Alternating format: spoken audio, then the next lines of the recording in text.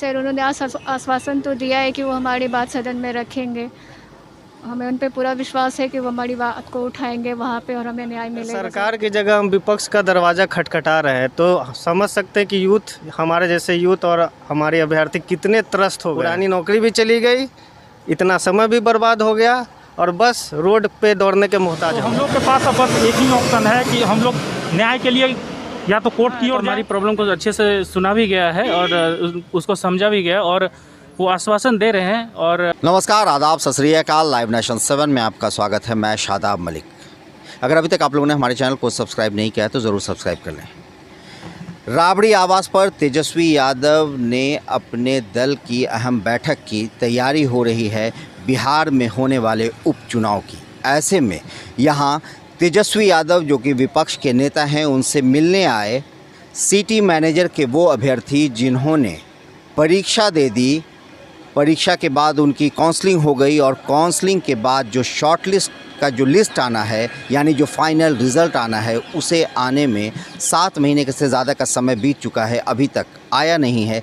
और जो अहम मुद्दा है वो ये है कि एनओसी के नाम पर जो उन्होंने जो काउंसलिंग में एनओसी दिया, उससे उनकी जो प्राइवेट जॉब जो वो कर रहे थे वो नौकरी चली गई। बहरहाल वो लड़के यहाँ पर मौजूद हैं राबड़ी आवास पर। इनकी मुलाकात तेजस्वी यादव से हुई। इन्होंने उनसे अपनी बातें की, अपनी जो इनकी परेशानी है उन्हें बताई और क्या इनके बीच बात हुई है हम इनसे जानेंगे। आपका नाम? मेरा नाम सौरभ है। आप लोग मिलने गए थे अंदर? हाँ, अभी तेजस्वी यादव जी आए थे और हम लोग से मुलाकात किए और हम लोगों ने सारा बात रखा उनके सामने। उन्होंने कहा कि हम इसको शीतकालीन इसमें बात को उठाएंगे और एक एक क्वेश्चन को आप लोग दे दीजिए, सारा चीज़ हम लोग इसमें करेंगे। मतलब आपकी पूरी जो परेशानी है, जो आप लोगों का मांग है, आप लोगों ने उनसे रखी? हाँ, सारा मांग रखा, सब बताया कि हम लोग से 2200 रुपये का फॉर्म लिया गया और इनफैक्ट इसमें SC ST से लेके सारे लोग को इक्वल 2200 रुपये चार्ज, जो कि आज तक सर नहीं हुआ था। तो सारा हमने उनको पूरा बात बता दिया है और वो बोले हैं कि हम इस पर इस क्वेश्चन को उठाएंगे हम। आपका नाम? जी मेरा हिमल कुमारी नाम है सर। जी, हिमल कुमारी। आप भी गई थी अंदर? जी। तो क्या लग रहा है कि आप लोगों की जो बात हुई उस बात से आप लोग को संतोष है? सर उन्होंने आश्वासन तो दिया है कि वो हमारी बात सदन में रखेंगे। हमें उन पे पूरा विश्वास है कि वो हमारी बात को उठाएंगे वहाँ पे और हमें न्याय मिलेगा ज़रूर। तो इन्हें विश्वास है, इनकी मुलाकात हुई है, और भी लोग हैं। आपका नाम? मेरा नाम अभिषेक है। अभिषेक, आप लोग सारे लोग अंदर गए? हम लोग सारे लोग अंदर गए और स्थिति ये है अभी के समय में, जहाँ तक आपने ऑलरेडी इस चीज़ को काफ़ी कवर किया है, अगर सरकार की जगह हम विपक्ष का दरवाज़ा खटखटा रहे हैं तो समझ सकते हैं कि यूथ, हमारे जैसे यूथ और हमारे अभ्यर्थी कितने त्रस्त हो गए हैं कि सरकार एकदम निरंकुश हो चुकी है, सुनने को तैयार नहीं है। ऊपर से नीचे हर जगह हम चक्कर लगा के थक चुके हैं। अंततः हमें विपक्ष के पास आना पड़ा, उनका दरवाज़ा खटखटाना पड़ा और इवन यहाँ से हमें ज़्यादा अच्छा रिस्पॉन्स मिला। इन्होंने बाकायदा जहाँ तक अभी ट्वीट भी करवाया है कि जो भी कंसर्न है अभ्यर्थियों को उसको देखा जाए। प्रॉब्लम कहाँ शुरू हुई और ये कैसे बढ़ती जा रही है, ये हम लोग के समझ से बाहर हो चुका है। प्रॉब्लम उप मुख्यमंत्री कहते हैं कि मुख्यमंत्री के पास जाइए, मुख्यमंत्री कहते हैं विभाग के पास जाइए, विभाग कहता है कि उप मुख्यमंत्री के पास जाइए। VCS साइकिल में हमको फंसा के रख दिया है। पुरानी नौकरी भी चली गई, इतना समय भी बर्बाद हो गया और बस रोड पे दौड़ने के मोहताज हम हो गए। बस यही कहना चाहता हूँ। अच्छा, विपक्ष के नेता से आप लोगों की मुलाकात हुई, क्या आपको लगता है कि कितना कारगर हो? देखिए, डेफिनेटली हम लोग आए हैं तो बहुत होप लेकर के ही आए हैं तेजस्वी यादव जी के पास, क्योंकि विपक्ष में बहुत बड़ी इनकी गिनती है। तो डेफिनेटली इसका सॉल्यूशन हम लोग का निकलना है। इसी वजह से हम लोग एक आसान्वित होकर के इस जगह पे पहुँचे हैं कि इनके तरफ से तो जरूर कुछ होगा। और इन्होंने पहला स्टेप दिखाया भी, अपने RJD ट्विटर हैंडल से इन्होंने ट्वीट किया हमारे रिगार्डिंग, हमारे सिटी मैनेजर के रिगार्डिंग।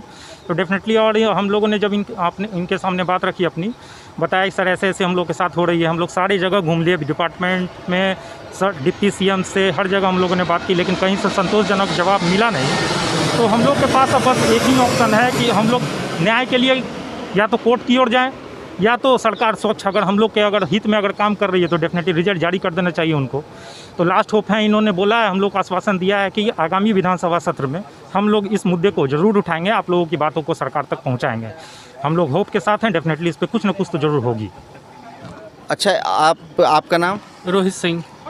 रोहित, आप लोग अंदर गए, तेजस्वी यादव ने जो शब्द कहे उस पर आप लोग को क्या लगता है कि वो आपकी बात सरकार में उठाएंगे, सरकार तक उनकी आवाज़, आप लोगों की आवाज़ वो पहुंचाएंगे?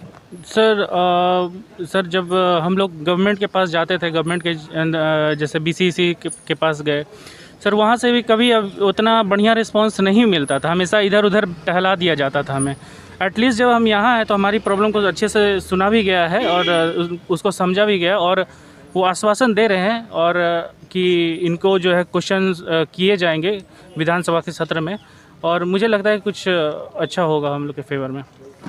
तो ये अभ्यर्थी हैं सिटी मैनेजर की, इन्होंने विपक्ष के नेता तेजस्वी यादव से अपनी गुहार लगाई, अपनी मांग की, और जो लोकतंत्र में सबसे अहम होता है, क्योंकि जब सरकार पर लगाम लगाने के लिए ही विपक्ष होता है या फिर विपक्ष होता है सवाल पूछने के लिए, और विपक्ष के नेता तेजस्वी यादव ने ये इनसे आश्वासन इन्हें दिया है कि वो इनकी आवाज़ सरकार तक पहुंचाएंगे, यानी वो सरकार से ये सवाल पूछेंगे जो सवाल इन अभ्यर्थियों का है, जो सवाल बिहार के भविष्य का है, क्योंकि बिहार के ये भविष्य हैं।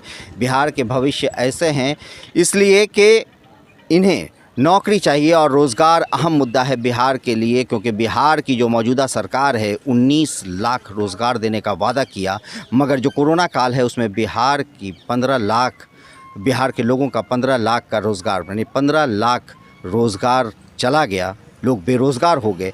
ऐसे में ये एक अहम मुद्दा है और शायद 2020 का चुनावी मुद्दा एक इकलौता ऐसा चुनाव है जिसमें बिहार में बेरोज़गारी इतनी बड़ी समस्या बनकर सामने आई, इतना बड़ा मुद्दा बनकर सामने आया, और उस मुद्दे पर चुनाव लड़ा गया, और उस चुनाव में जीत मुख्यमंत्री नीतीश कुमार की हुई, और उनके एनडीए का वादा है 19 लाख रोज़गार देने का। ऐसे में देखना है कि जो बेरोज़गार सड़क पर घूम रहे हैं, जो रोज़गार सरकार से मांग रहे हैं, उनकी मांग सरकार कब तक सुनती है, कब तक उनके हाथों में ज्वाइनिंग लेटर होता है, और कब वो अपनी ड्यूटी को ज्वाइन कर पाते हैं। इस तरह की खबरों के लिए बने रहे हमारे साथ, देखते रहे हमारा वीडियो। अगर आपको हमारा वीडियो पसंद आता है तो हमारे चैनल को ज़रूर सब्सक्राइब करें। अगर आप फेसबुक के जरिए देख रहे हैं तो पेज लाइक करें, साथ ही ट्विटर हैंडल पर हमें फॉलो ज़रूर करें। धन्यवाद।